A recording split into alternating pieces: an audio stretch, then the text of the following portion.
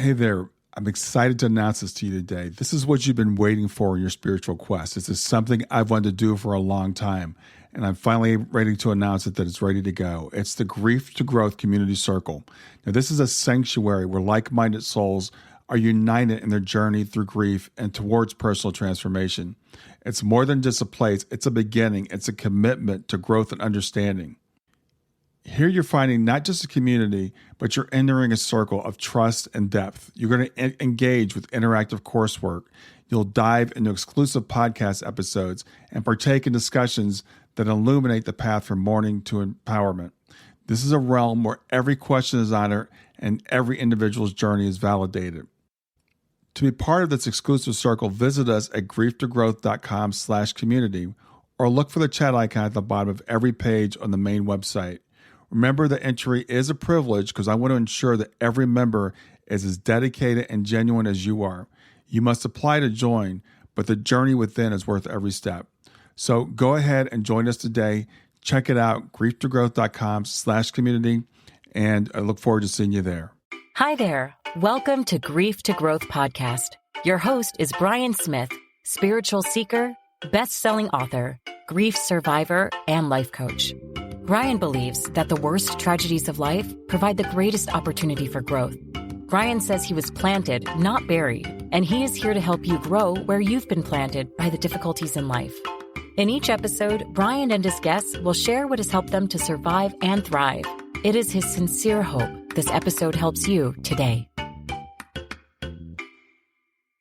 Bachelor of Arts, she met her husband, Joey, and she met Joey while taking classes at a theater in Hollywood. She put her acting aspirations aside when they married in 1985, and she immediately started her family. While she was working full-time as an elementary school teacher and part-time as a dance teacher at a local dance studio, she and Joey raised their 4 children, Nicholas, Jessica, Vanessa, and Eric. Dolores never hesitates to mention that Eric came as a total surprise, and we'll probably talk about that as we get into the interview. Against the odds, and he brought even more joy to their family than they already had as they continued to live a very busy full life as a family of 6. Then on May 12th of 2017, tragedy struck when Eric was killed in a car accident on his way home late one night. And we'll talk about that. I don't want to spoil the whole thing by reading the entire bio. So we'll talk about that as we get into it. But Dolores is the author of the book, Look Around, A Mother's Journey from Grief and Despair to Healing and Hope. And her book tells not only the story of her spiritual journey, but also tells about Eric, who he was and how he touched all those around him. And now she understands that he was meant to come to this world for a short time so that his family could continue to learn and grow and pass on his legacy of love. And Dolores continues to honor Eric by sharing healing and hope with other parents whose children have transitioned as an affiliate leader and caring listener with Helping Parents Heal. So I want to welcome you to Grief to Growth, Dolores. Thanks so much, Brian. I'm really happy to be here. I appreciate it. Yeah, it's great to meet you face to face. I know we're fellow Helping Parents Heal parents, and I mentioned in the introduction that your son Eric transitioned. So I do want to talk about that and your life leading up to that. So I have read your book. It's a fantastic book. It takes us on your life journey. So we won't be able to cover all that today. So I wanted to say people that are interested, go ahead and get the book. But tell me about your story and how Eric came into your life. Sure. So the usual life that we all hope to have, right? I went to college. I met my husband, had our family, our 4 kids, more than we expected. And I don't know if that's what we want to mention, but we really thought we were going to have 3. Mm-hmm. And like I said, against the odds, despite precautions, Eric showed up, and which surprised us. And we just were a little scared because, we didn't have a huge amount of money and life was, we worked really hard, but we just thought, well, okay, I guess he's meant to be here. Yeah. Obviously, he really was. Just joys, raising our kids, all of them, and very busy and all of that. And so I was still working as an elementary school teacher. I'm now retired. And my husband's working. And he was out of town, actually, when this occurred. So Eric what I love to always bring up about Eric is he was a drummer.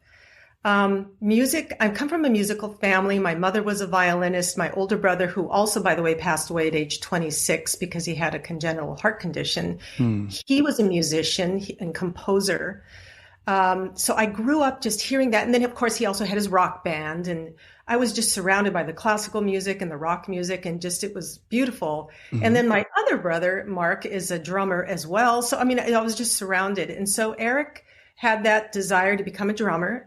He was about 10 or 11 probably about 10 when he mentioned it. And we were like, save your money if you want that drum kit. And he did. And my brother, who's a drummer, who's his godfather, took him to get his drum kit. And it was really, exciting. And there it was. And honestly, every day since by the time he was 11, when he got it, every day he would practice, and it never, ever bothered me. I just knew, I don't know, I guess I just somehow knew inside that was his soul coming forth. That's what he was bringing to us. So never had an issue with noise or anything like that. And he loved it, went to high school, took 4 years of music, orchestra, drum line. He was such the drummer, and then went to college where he met his bandmates finally, and they formed their band called Jubilo Drive, and they began to play, and they wrote their own music, and it was just joyous. It was, such a light in our lives to be able to go and watch him perform. And as I know, also most of us say about our children, there was just that kindness and compassion, and people just were drawn to him. As I know that, I'm sure you can say about Shayna as well. And many of us, I've heard other parents say the same thing. And there just seemed to be that something there.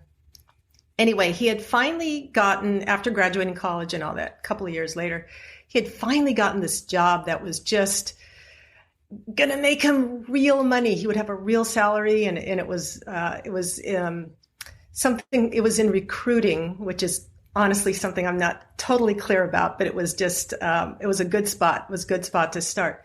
He had literally been on his 9th day of work and said he would come home.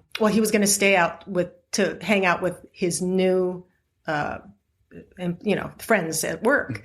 Yeah. And so, I thought, well, that's great. That's typical of him. And said, okay, great. And he was still living at home along with his sister, Vanessa. And my other 2 children were already living out of the house. And they were extremely close, having gone to all the same schools. They had many of the same friends, spent a lot of time together.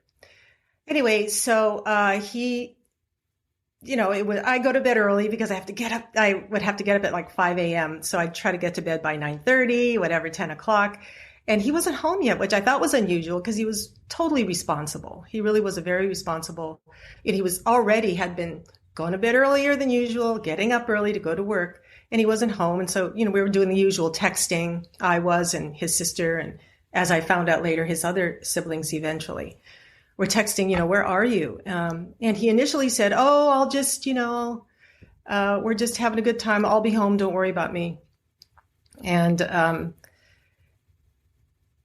I went to bed and got up the next morning about 5:15, and right away looked in his room, and he wasn't there.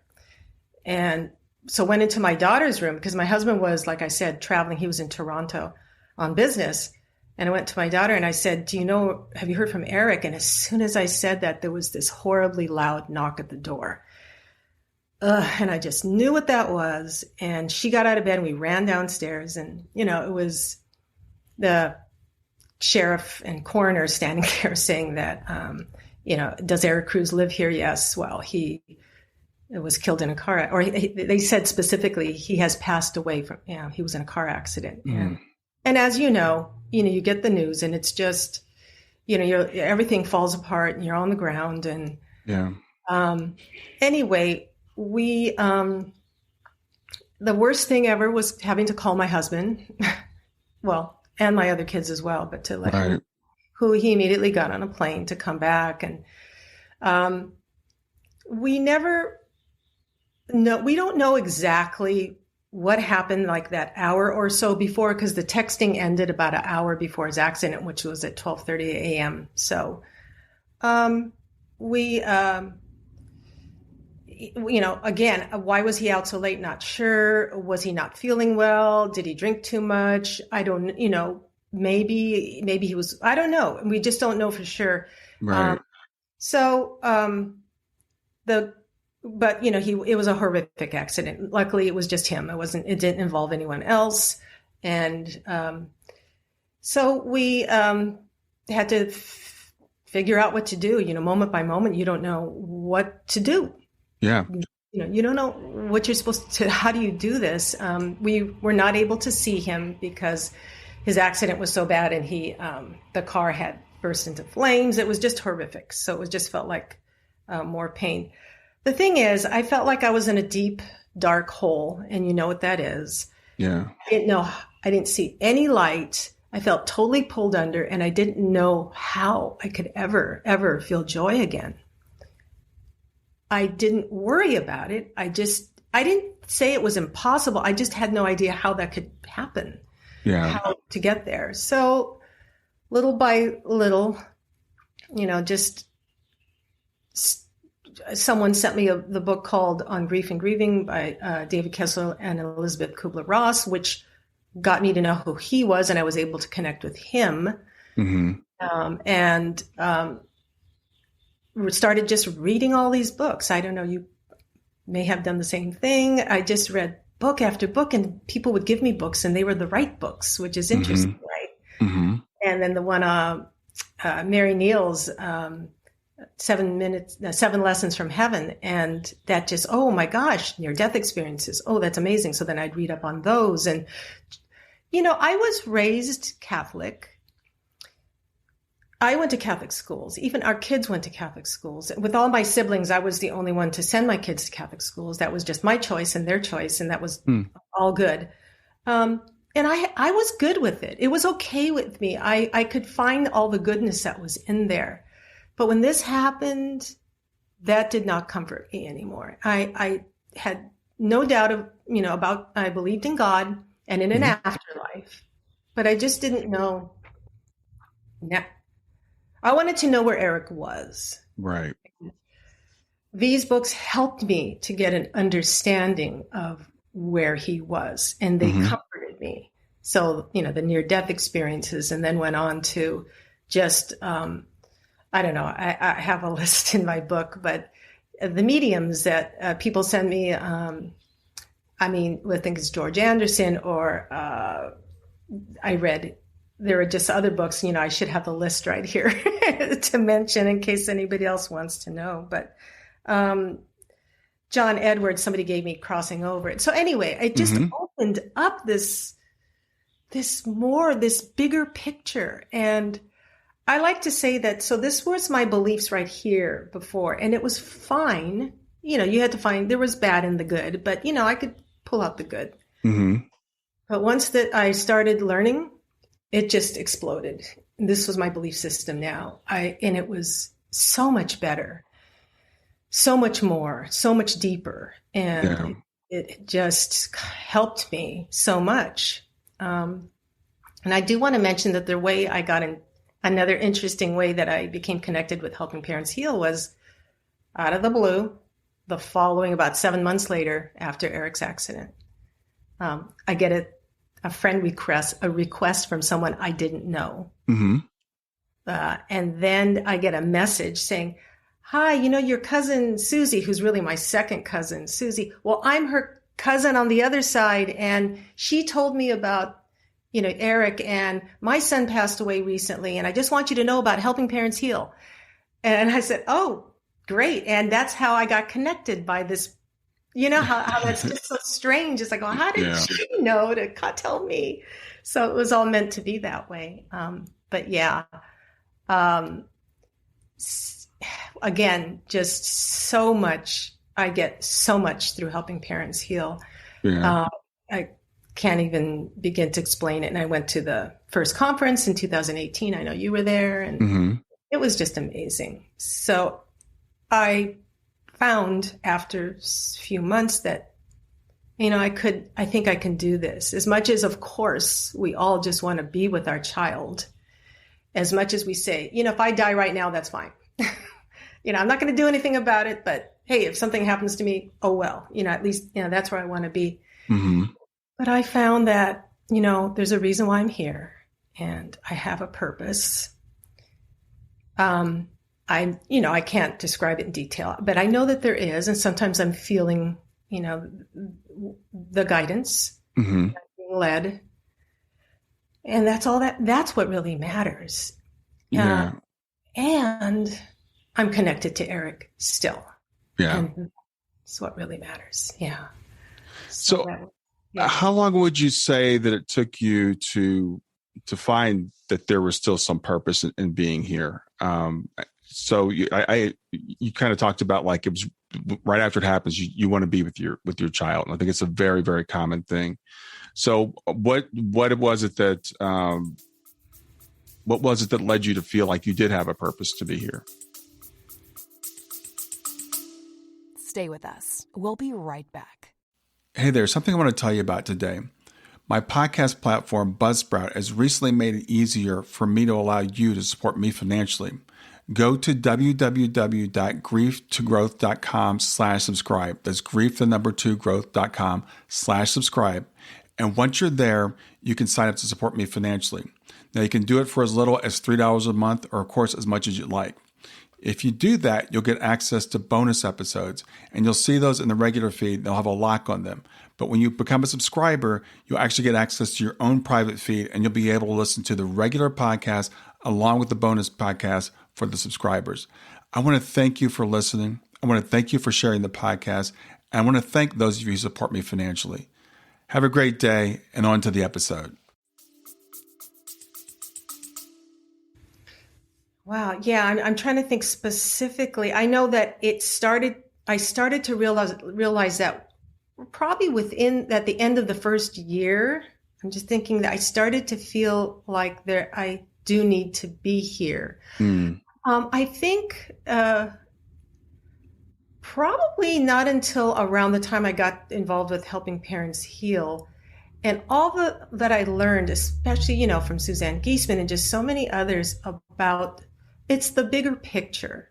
Yeah. When I was finally able to look at my life and people around me and just see that there was so much more and that maybe there was a plan and maybe if he was meant to live only that long, that many years here, maybe, and he had a purpose and maybe his purpose was, complete. So I'm saying maybe because that's how it came in. It was like, well, okay, maybe that is I was open to whatever would resonate. And if it felt like, I think this makes sense and I think this is right, then that became the truth for me. Yeah. Yeah. So yeah, I think it was, again, I have to give credit mainly to Helping Parents Heal for helping me to open up that belief system that then I thought, okay, then in honoring Eric, maybe I'm here. Maybe the one reason he's gone is for me to be propelled forward to do more of what I'm here to do. It just started to come to me that way. Yeah. And so I can honor Eric and honor who I am and why I'm here as well, to stay and hopefully love as Eric did, be as compassionate as Eric was, be as kind and all of that. And so that's what I want to do. Yeah. It's interesting when I was reading your book and you talked about Eric and how he seemed to attract people. And I'm just going to ask you this question. Do you think that's part of like him being the baby of the family? Because, there's that, he was the baby, but there's also something that no matter what the birth order, it seems like our kids that transition early, when I talk to other parents, there's something about them, the way they impact people while they're here and then even when they're gone. I do agree. It does. I mean, I admit I'm focusing on Eric instead of my other children because he's not here. I mean, I don't know. It had been one of them. But then again, maybe there would have been that special spark that I do see in Eric. And yeah, I think it became more evident to me what you're saying right after, of course, and, as people surrounded us, which was so beautiful, filled the house, surrounded us, and we had them writing in these little notebooks that we've saved. And what things that they had to say about him that I didn't even know and that I didn't realize, and how they said, I remember the time when then there was this act of kindness, or they would say, I only met him once or twice, but he immediately made me feel like I mattered, and he took interest in who I was. And I know that's, not all early 20 kind of, or teenagers are going to necessarily do that. Right. And he did do that. So I heard so much of that it does make me feel like there was this other act of kindness that I saw that I wrote about that was just a few months before he transitioned. And right on the corner, it's a little bit busy street when you go down to the corner. And there was an accident. No one was hurt, but there were these, 2 cars were stopped in the street. So my daughter and I walked down there, and it had just started getting dark. And we're, people are gathering, and we're looking. And there was like this truck with these 4 older people, a little bit more elderly people. And then there was a car over there with these younger people. Well, after a few minutes, I see Eric come out of the house. He's holding a bottle of water, and he's very pensive and quiet. And he goes over, and he's just standing like this, watching where the younger people are. And I know he was just feeling that compassion and thinking, I wonder how they feel. And I feel bad for them. And and I could just tell I was watching him. And then after a few minutes, he walks over to where the older people are. And there was an older man sitting on the curb, kind of leaning against the light post. They were shaken up. They were not hurt, but they were definitely shaken up. And he goes over and he stands there in front of the man. I'm watching it like I could see it again, like a movie. And he just leans over and hands him the bottle of water, which I assume was a new bottle of water. And the man takes it and he drinks from it, and they just say whatever. And I just went, oh my gosh, what a beautiful act of kindness. And it really touched me, and it's just stuck in my head. So that's, again, I think that's an awesome example of just who he was. Yeah. He just kind of had that. Yeah. And I want to talk to you about, you mentioned earlier that your beliefs were Catholic, that you were raised Catholic, you sent your kids to Catholic school. So, when you started discovering this other stuff, did that conflict with your existing beliefs? Did you feel guilt coming out of that? Did you feel like your beliefs weren't enough? What caused you to open up to these other things? That's a great question. Because as a matter of fact, yes, it took me a while to stop feeling guilty about not just leaving, because really, to be honest, I was already separated from the church. I was not attending regular services anymore. That had stopped already after a couple of years, but I still felt connected, and I still identified, with the to some degree, I might still do that. But of course, let's face it, you start talking about mediums and all of that. And then I'm like, oh, I know according to what I hear, from the church and what everybody says, this is not a good thing. Right. But I just needed to move forward with finding out more. And I prayed about it. I did. I mean, I still prayed. And when I say prayed, it became then learning to, to meditate and then to listen and to ask the questions and see what comes in and help me to know the truth. And what I found, not only just in this instance, let's say with mediums, but as I'm learning about other cultures and, Buddhism and shamanism and just everything was so beautiful. I thought, of course, there's not one way. Of course, there's so many ways to know God. I like the word God. I know it's, the divine source and all of that as well, the creator. Of course, there are so many ways. So just because I step away from here doesn't mean I don't like it. It just means that I like the bigger picture that I have found.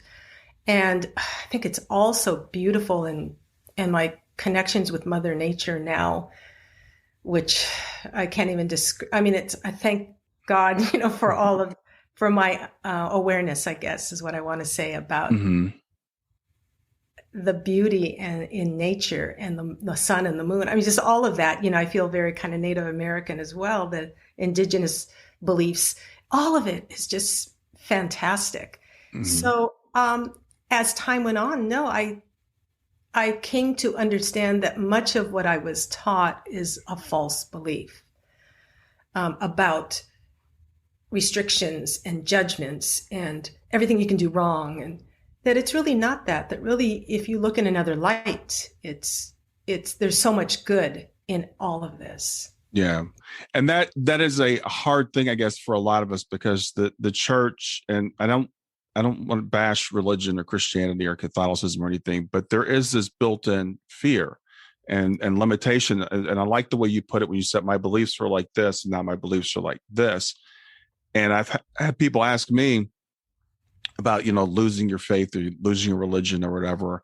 And in fact, it's funny. I was talking with someone the other day, a business person, and they work with Christian stuff. And they said, I see you're a believer, because they looked at my blog, and I said, or my website, I said, depends on how you define believer.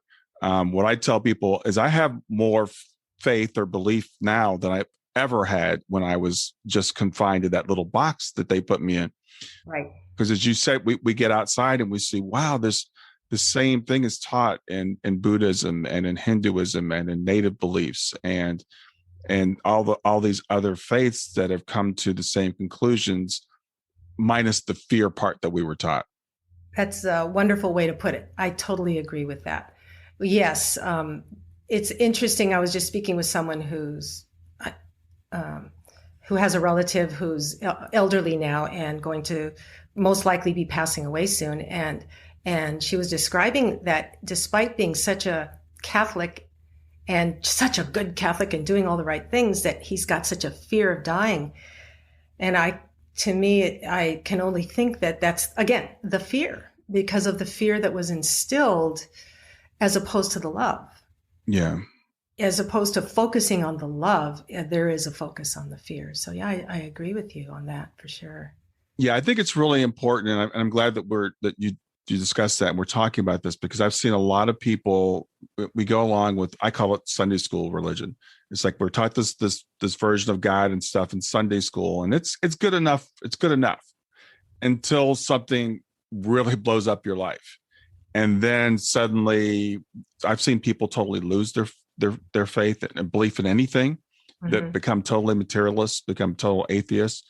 And then for some of us, though, it seems to open us up. So that leads back to, what are your thoughts about, and I'd like to know how you reacted when you first heard this about soul planning, or that maybe this was planned for Eric to leave early. How did that strike you? Yeah. In the beginning, within those first couple of days when everyone is over and they're all coming up to you, a few people probably said, but I know a couple of people, well, it was his time to go. And I was like, no, it wasn't.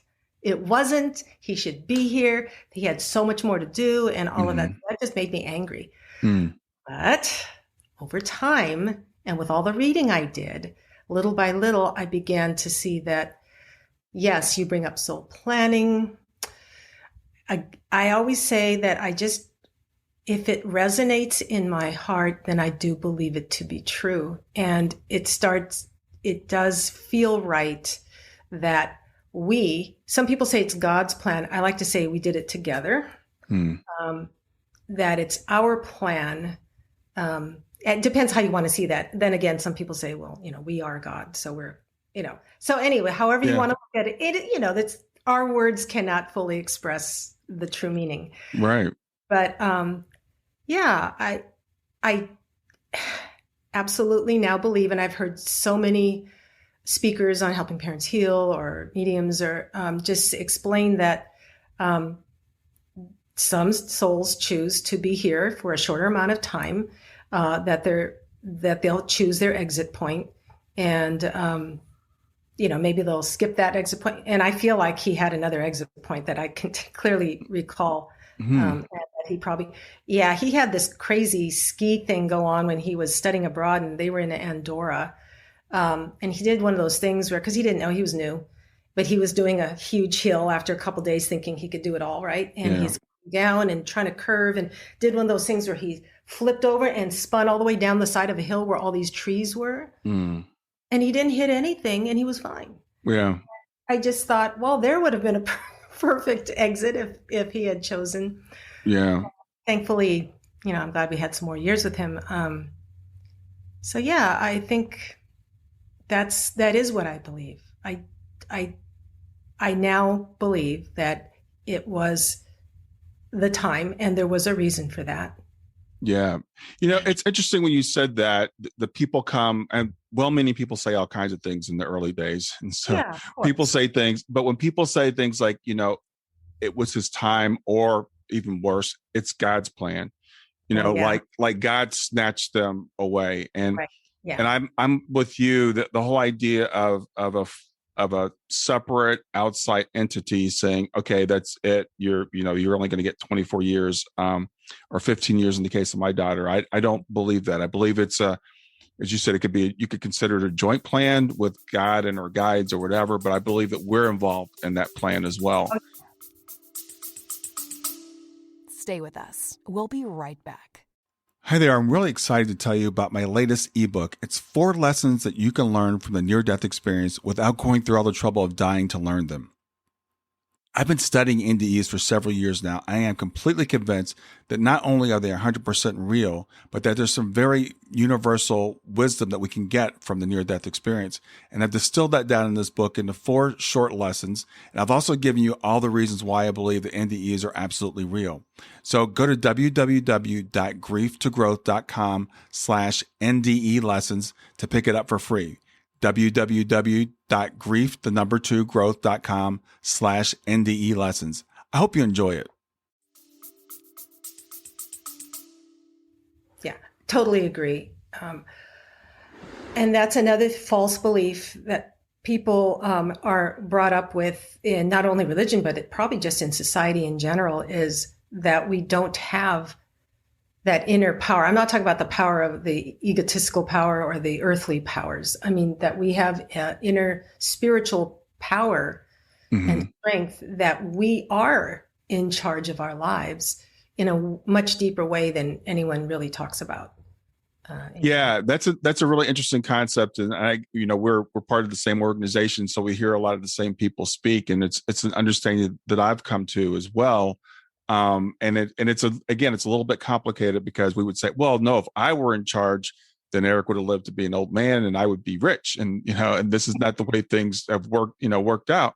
But that's our, as you said, that's kind of the ego part of us. That's the smaller part of us. Our higher self wants to have these adventures. We want to have these experiences. Yeah. And we can start to see, and as you said, when Eric transitioned, it caused you to reevaluate your faith and your belief, and just totally expanded you. We'll get back to Grief to Growth in just a few seconds. Did you know that Brian is an author and a life coach? If you're grieving or know someone who is grieving, his book, Grief to Growth, is a best-selling, easy-to-read book that might help you or someone you know. People work with Brian as a life coach to break through barriers and live their best lives. You can find out more about Brian and what he offers at www.grieftogrowth.com, www.growth.com, or text GROWTH, GROWTH, to 31996. If you'd like to support this podcast, visit www.patreon.com/grieftogrowth, www.patreon.com/GRIEF, to make a financial contribution. And now, back to Grief to Growth. Right. Yeah, absolutely. Definitely expanded. I'm definitely happy to be where I am in this growth. There's always that part that says, I just wish he was right here. Of course, we miss them. We just, but I don't feel any, I never, I mean, I can't say I never, I did in the beginning feel the automatic response was, what the heck is going on, God? Why did you do this? What's going on? What's the point? I Right. thought I was a good person, Right. because we connected with got to be good and then you're going to get this. And that's really not it. I have learned it's not about, a God standing there saying, well, okay, I think you did well enough. I'm going to make sure you get these blessings. And it's interesting when something good happens to someone and they go, oh, God is good. And I'm like, yeah, but what if that didn't happen? Would he still be good? Yes. Yeah, I mean, Yeah. so I don't look at it that way. I mean, yeah, I look around me at this amazing earth. And I'm reminding myself that I am here to enjoy it and that it is, it is so beautiful. But yeah, I just, I don't think that, I was angry at first, but now it's not God who does things to us. It's just this plan that again is still a bit of a mystery to us. Mm-hmm. And that's okay. That's okay. But I do feel it. Yeah. Yeah. That belief that if we do good things, then good things will happen to us works right up until something bad happens. Yeah. And then it just totally falls apart. And I've never met anybody in my life that nothing bad has ever happened to, and people that say, even the power of positive thinking and the law of attraction and all that stuff, again, that works to a certain point, because that's not the point. I don't believe that's the purpose of being on earth, is to live a carefree, pain-free life. We come, I think, for these experiences, which can, and you're a great example of, can actually help us to grow. They can help make us, into something that we wouldn't be otherwise. I want to ask you about, again, about faith, because I think this is another important point that, at least for me, we're taught in Sunday school, we're taught in church that we're all eternal beings. We're all going to be in heaven again someday. But when people die, they're gone. They're in heaven. Some religions teach they're asleep. I just heard this the other day. They're like, well, the dead sleep, and then they don't raise or until Jesus comes back or something. But there's just this thing that I believe that they're still with us. And I know you've got that feeling about Eric as well. Yes, absolutely. I didn't realize just how close our loved ones are. Mm-hmm. And, you hear interesting stories. Every so often someone will talk about, and then this happened and I felt like they were right there. But again, until it happens to you, you're like, it's just an interesting story. Mm-hmm. But wow, even before reading any books, the very first thing that happened that just really, it was wonderful, but it surprised me, is that I had, of course, during those first few days, been telling Eric, where are you? I need you here. I want a hug from you. And I was saying that often. I was talking to him from the beginning. I don't know why. I just did. I just knew he must be there. Something I automatically did. Anyway, about a week or 10 days later, I had gone to Whole Foods, and there was a couple people, young people, out in front with these tables, because it was for what's called the DARE program, and they were an organization that taught young people in school about drug resistance, and it was drug and alcohol resistance education, I believe. Hopefully, I didn't get that wrong. And anyway, so they were there, and I noticed them as I went in, and I thought, oh yeah, they used to come to our school. I wonder where they've been. Anyway, as I came out, I thought, well, I'm going to make a donation. So I go up, and of course, the young man I speak to is like Eric's height, Eric's build, probably his same age, more or less his complexion and everything. So I'm talking to him, and, where have you guys been? He goes, oh, well, they cut funding, and so now we have to come and try to get funding elsewhere. I go, oh, well, sure, I write him a check, and he writes a receipt. And just as he's handing me the receipt, he says, how about a hug? And it took me by surprise. And I just said, yeah, I'll always take a hug. And I gave him a quick hug. I mean, it was just like, I didn't know what to think. I said, thank you very much. And then walked away, and I just went, oh my gosh, was that you, Eric? Yeah. I believe it was. Mm-hmm. I mean, I think then that was the beginning. Without even having, like I said, read any books or spoken to anyone about any of this, I thought, well, he is around. He is with us. So that was the first of many. Yeah. Signs. Yeah. Well, tell me about some of the other signs you've gotten. Yeah. So some of the most obvious, maybe the biggest, I'll just say, and then I can talk about the subtle ones as well. But yeah. But 3 months later, our family was attending the party of a very good friend's little girl she was going to be 5 years old. And it was kind of a family thing. So we all went. And as we're walking in, I felt the sadness of Eric not being with us. I know he would have been. But then I immediately said, he's here. So I just, went in with that. And we're standing around, we were outside around a table, standing, holding plates and talking. And all of a sudden, right here in my peripheral vision, he was standing there and he was totally clear in my peripheral. He was in color. I know he was wearing a Hawaiian shirt. He had, his facial hair, and he was looking towards the center like he was just standing around with us. And I just slowly turned my head to look, and of course, he dissolved away. But I knew that he was just saying, I'm here. Yeah. It was his way of letting me know. And I told my family about it, and they loved it. Yeah. Yeah. So yeah. And then another time, as far as seeing him, and these were the only times, well, kind of, was just 2 years later, which was a couple years ago. My husband and I were with some friends in Europe. We were at Prague Castle, and when they say castle, it's this large area with many buildings. And so there's this extremely old church. I don't know, it's from the 13 or 1400s or something. And so we were climbing up the spiral staircase that's all cement, and you've got walls you can touch to each side here. And there's like 280 steps or something. So we're walking up to go to the top, and, we're older, so we're huffing and puffing and laughing. And I'm at the front. And so I look back, and there's the spiral, to look at my friend. And I saw Eric stand there for just a moment, just kind of, not solid, but just kind of ethereal. I don't know how else to describe it. For a moment, I saw what he was wearing, and he was between my husband and my friend.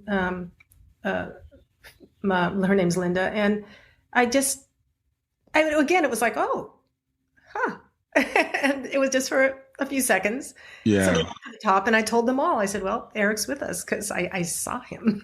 Wow. Yeah, it was, and that was really the more obvious. So I did have him speak to me once, where it was about 6 months later, and I was in bed at night. I would always go to bed a little bit ahead of my husband, because I had to get up so early, and he was just more of a night owl, and I would just get tired. But he and I would always, when I would go to bed, he'd just kind of lay there with me, and we'd talk for 5 or 10 minutes, and then he'd kiss me goodnight, and then he'd close the door and go out. And whenever he'd go out, I'd just cry, because I don't know, it was just my time to. Yeah. And I'd cry, and I'd talk to Eric, and I had taught myself to do a self-guided meditation, which Dr. Mark Pitstick was one of the people that I've had that opportunity, and I've heard a couple of others. Anyway, I taught myself that at night I would just guide myself and go to this beautiful place to be with Eric. And that night I was extra tired, and I said, Eric, instead of doing the full 5-minute intro to get there, I just said, Eric, let's just meet. So I did the imagining of being there and seeing him coming. And all of a sudden, right here, I heard it, just kind of on the inside of my ear, I heard, I'm right here, Mom. And it was, again, it's a little surprising. It's also beautiful, and it was peaceful. And I just was just covered with peace, and I just went to sleep. Yeah. And again, just such beautiful gifts that, we don't get them all the time, and that's okay, because once is enough just to let you know, really, if you believe it, then it's with you always. because they're always with us. Yeah. Well, I really appreciate you sharing that, because I think a lot of us have had similar experiences, and people will chalk it up to, well, I'm just hallucinating, it's wishful thinking, because people don't talk about it a lot. And as I've been on this journey and I've talked to people who are actually opening up, I'm finding out this is not as uncommon as we think, and our loved ones show up to us in many ways. So I do want to say, though, that those things are unusual. Actually, yes. Seeing someone or hearing someone is very unusual. They typically come to us in more mundane ways. Yeah. So a couple of those cool ways, which are always give me a lot of joy as well. One thing, for example, my husband travels for work, and he does an annual trip to New York in June. So this was not the first June, but I think the next one. And I always join him at the end of his work time so that we can spend a few days, go see a Broadway show, and we have some friends there and we visit. So I met him in the lobby and I joined him. We go up to the room, and just as we get to the door, I just went, oh my God, look at the room number. And it was 2311, and his birthday is the 23rd of November. Oh, wow. Mm-hmm. And I mean, I saw it right away. And then my husband, who hadn't noticed all this time, he looks at it, he goes, oh my God. And it was just beautiful. And I said, well, see, he's been right here with you. And so it's that kind of thing. And also, there was in his room, and these are still there now, there was a package of glow sticks, and 4 glow sticks. So this was actually just a year ago. And I love that as the time goes by, I can still get these awesome signs. It's but so my son was supposed to get married last May 7th. Obviously that didn't happen because of the shutdown. So it was on a Friday, May 8th, I went in his room and I saw one of the sticks glowing. So of course I'm like, well, I wonder why it's glowing. And I asked my family members. No one had really been around because of shutdown, but I had my 2 daughters and my husband had been there. So I asked them, did anyone go in? Did anyone touch it, do anything? They said no. Yeah. So I'm thinking right away, okay, is this Eric? And I look at the package and it says that like 60 hours or something for glowing.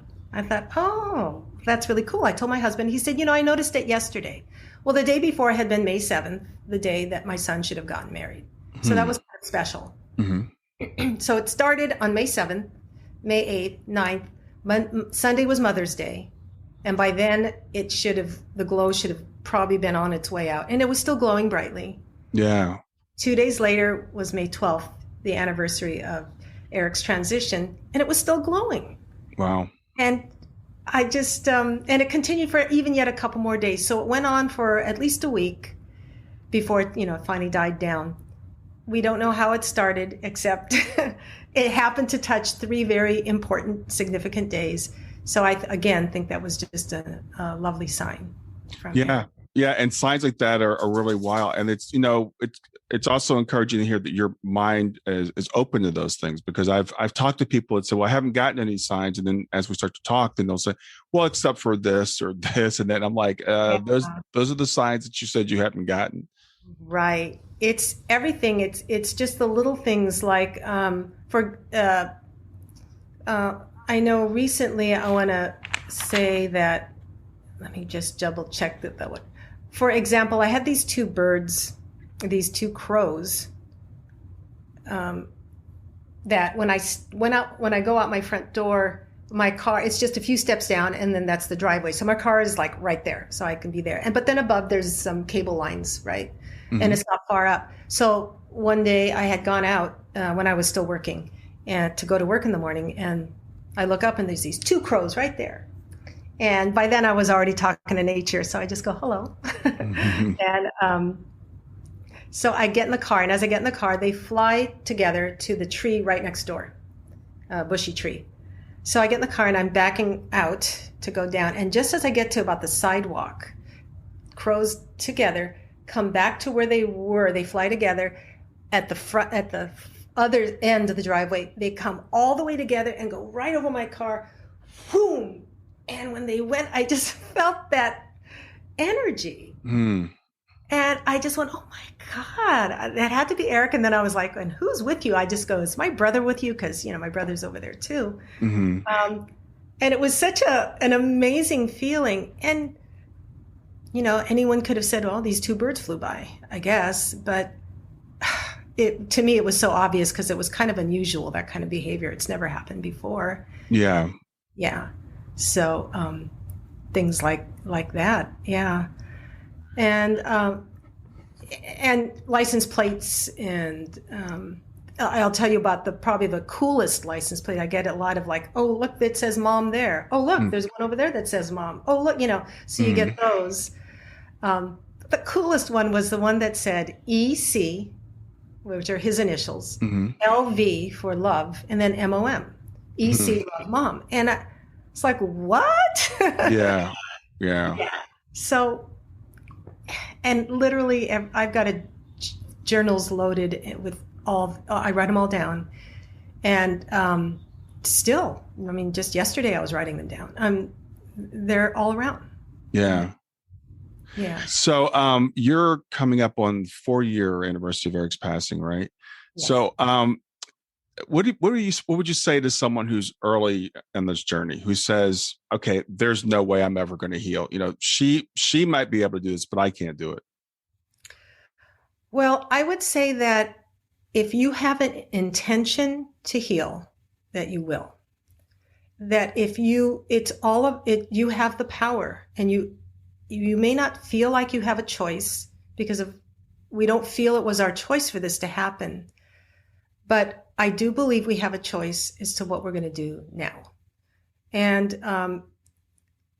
as much as I didn't see how it was possible to get to a place of joy, I believe that the reason I did is because I set out on a journey to figure it all out, to find, not that I've got it all figured out, but to understand, have a better understanding, and to find that joy again, and to find Eric. That was just what I intended to do. I did not choose to just sit and shut myself off and mourn for the rest of my life. In that way, that was not what I intended to do. So I just think it's your power of intention. Yeah.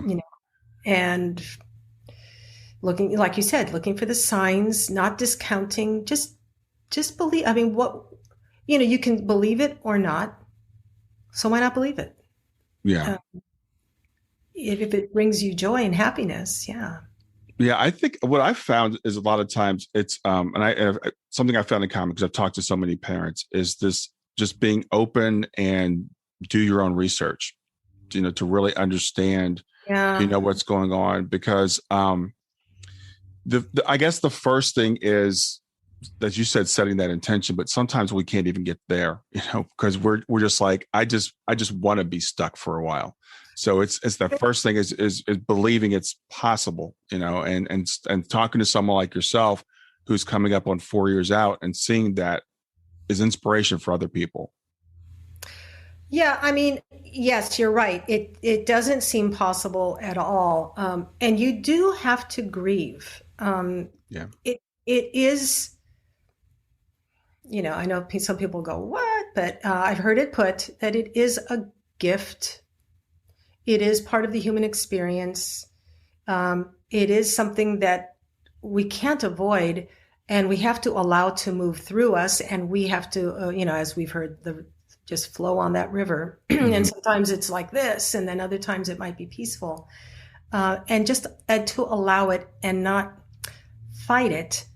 And at some point, if you start to feel good, rather than say, oh, I'm not supposed to feel this way. Yeah.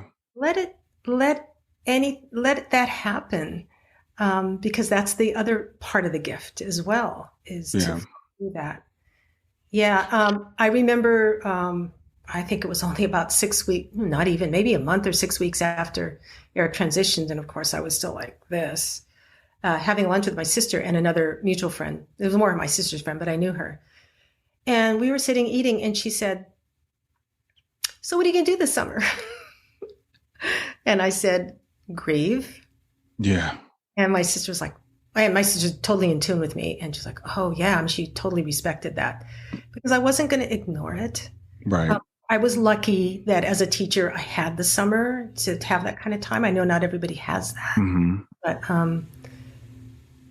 I had to go through it and allow myself, and then at the same time, be totally open to whatever was next.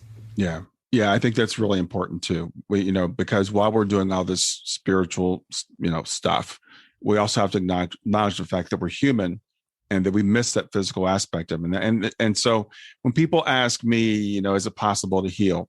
And it was a question I was going to ask you, and obviously you're doing great, or at least appears to be doing great. I always hesitate when I say that to people.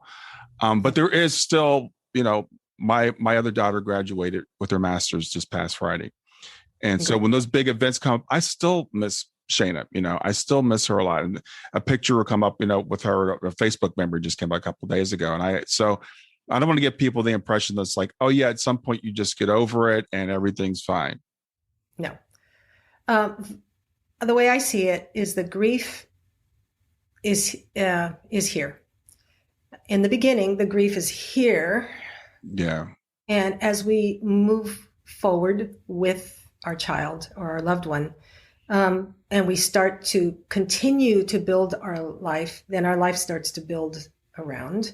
Yeah. And then the grief kind of goes just kind of over here, and it's just, so it's not always in your way, but sometimes it might, then you become more aware of it on some days and not on others. So I think that's totally okay.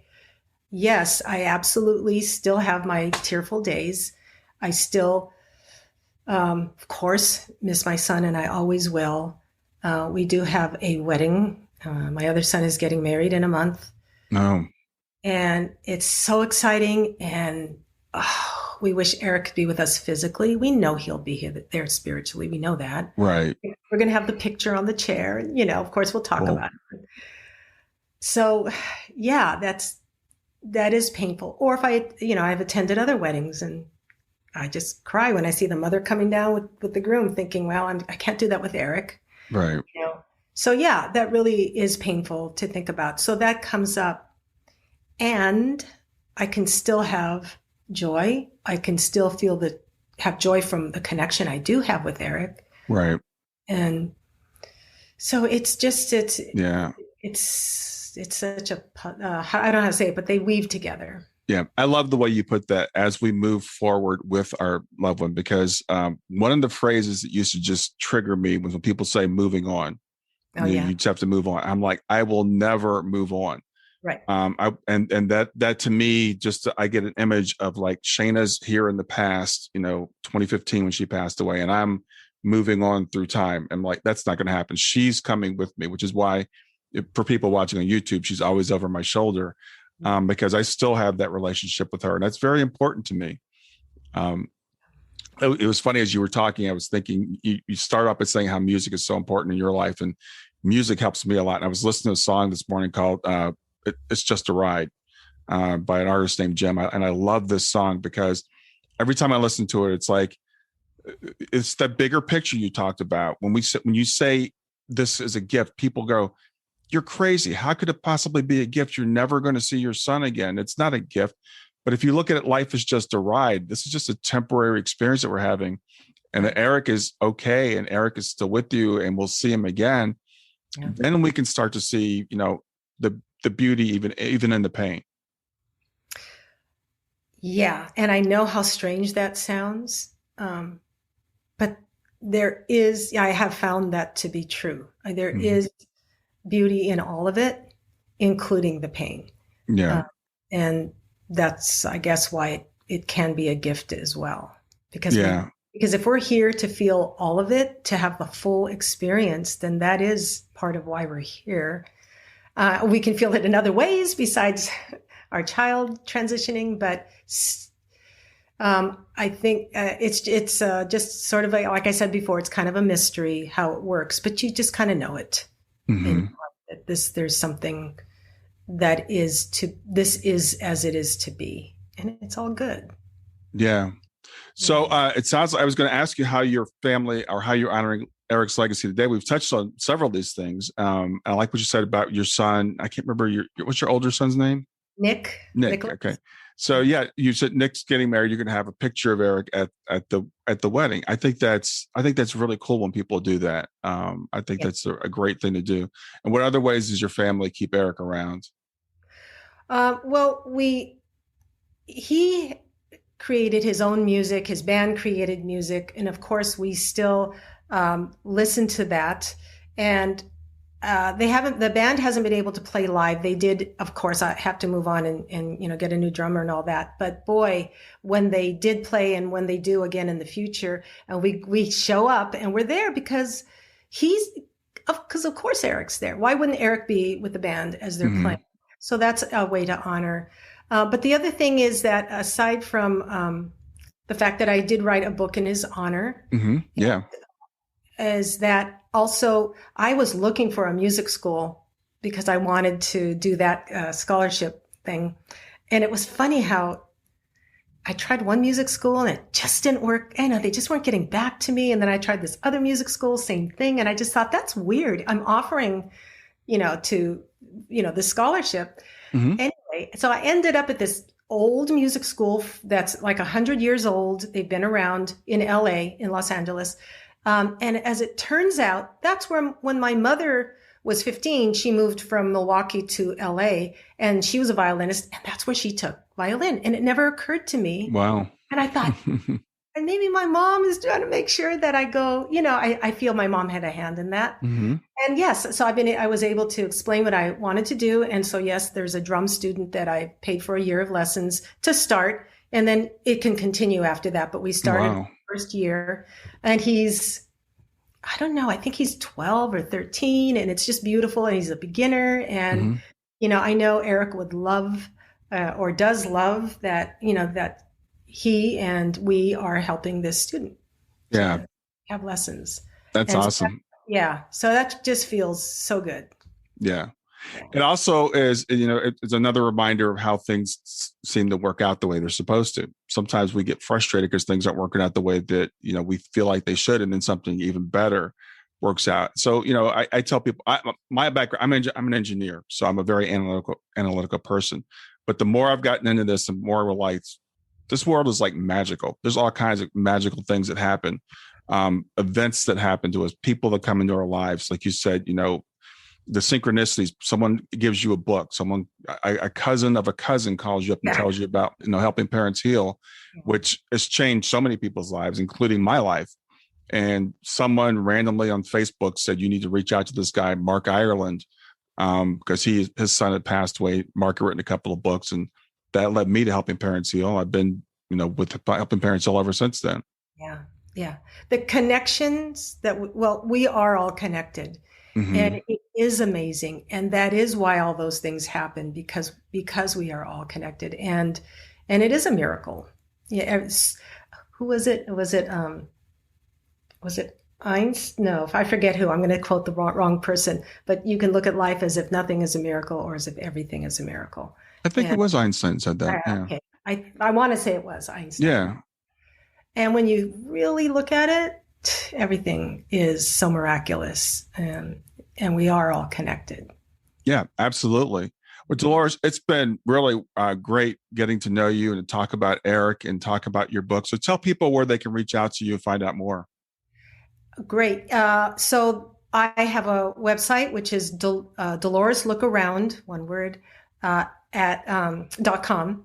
And then I have a blog, DoloresLookAround.blogspot.com. Okay. Yeah. So, and most of that has to do with either spirituality or, the other side of the veil, or my son, or so there's just some stuff going on there. It's kind of new. But I've got, that's what it's about. And then the book is on Amazon called Look Around. Yeah. Well, it's Look Around, A Mother's Journey from Grief and Despair to Healing and Hope. And I did get a chance to read it before we did the interview. It's a great book. I think it can be really helpful to people to kind of, especially if you're early in grief, to kind of know kind of what to expect. I think that's can be a very helpful thing. And offer, hope. It's great that you're doing this for people. So any last words you want to say before we wrap up for today? Oh, well, no, I think I really got across the main messages of that we can heal and that we are all connected and there is a bigger picture. And I just am so grateful to you. Thank you so much, Brian, for having me on your wonderful podcast. Well, thanks for being here. Have a great rest of your day. Thanks. Okay, you too. Thanks for listening to Grief to Growth. Brian hopes that you find this episode helpful and will come back for future episodes. Brian's best-selling book, Grief to Growth, Planted Not Buried, is a great resource for anyone who is coping with grief or knows someone who is. If you enjoy the podcast and would like to support it, there are 3 things you can do to help. The first is to share the podcast with someone that you think it will help. The second is to go to iTunes, rate, and review the episode. The third way you can support the podcast is by becoming a patron. Head over to www.patreon.com/grief2growth. That's patreon.com/grief, the number 2, growth, and sign up to make a small monthly donation. Patrons get access to exclusive bonus content and knowledge that you are helping to spread the message of grief to growth. For more about Brian and Grief to Growth, visit www.grief2growth.com. Hi there. I hope you enjoyed this latest episode of the podcast, and I'd love to hear your thoughts. What questions came up for you? What did you like about it? What didn't you like about it? I invite you to visit us at grieftogrowth.circle.so. That's grief, the number 2, growth.circle.so to continue the conversation with me and with other listeners. It's a space to sound off, to share reactions, and to go deeper into the topics from the show. I look forward to chatting more, and I hope to see you there.